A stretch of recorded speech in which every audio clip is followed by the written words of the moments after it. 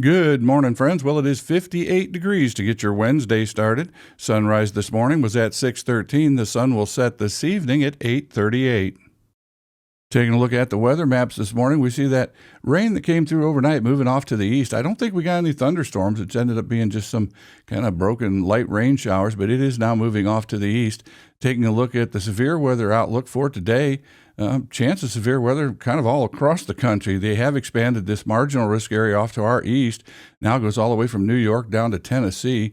Eastern Ohio, just in the threat of general thunderstorms, not severe weather. Another marginal risk area out in the Great Plains. And then in the North Rocky Mountains here, a large slight risk area surrounded by a marginal risk area out west. For tomorrow, threat moves back to the Great Plains with a slight risk area and then a large marginal risk area that goes all the way from Texas up into Illinois. So chance of some severe weather over a good portion of the Great Plains tomorrow. And then for your Friday, we're back kind of just in the general threat of maybe a thunderstorm, but again, a slight risk area and a large marginal risk area out in the central U.S., Great Plains up into the Midwest. And looking ahead, it's probably going to be a pretty active severe weather weekend, Saturday and Sunday. Again, mostly centered out here in the Midwest. Doesn't look like we're going to get the severe weather, but it's going to be an active weekend for severe weather as we look ahead.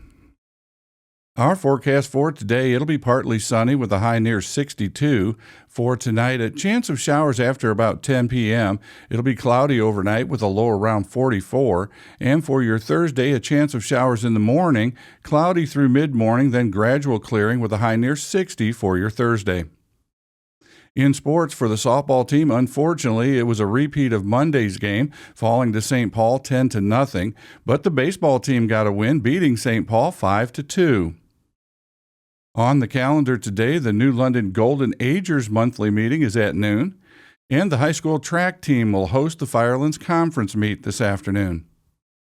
Today is National Apple Pie Day, it is World Cocktail Day, and National Fruit Cocktail Day. Taking a look at some history, in 2025, Shoeless Joe Jackson and Pete Rose, two players who had been banned for life from Major League Baseball following accusations of involvement with gambling on the sport, were posthumously reinstated. Hey, some birthdays on this date. Born in Washington, D.C. in 1964, actor and comedian Stephen Colbert.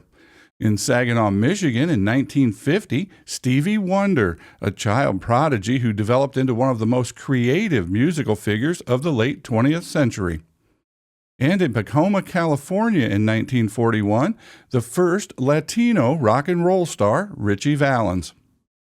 Well, the answer to yesterday's trivia question, Florence Nightingale. Now, today's question, in 1940, he faced the House of Commons for the first time as Prime Minister, told the members, "I have nothing to offer but blood, toil, tears, and sweat." Who was that Prime Minister? Well, finally today I'll leave you with this quote from boxer Joe Louis. "A champion doesn't become a champion in the ring. He's merely recognized in the ring. His becoming happens during his daily routine." Well, I'm Steve. Thanks for spending some time with me this morning. I hope you have a great day, and I'll see you on the next video.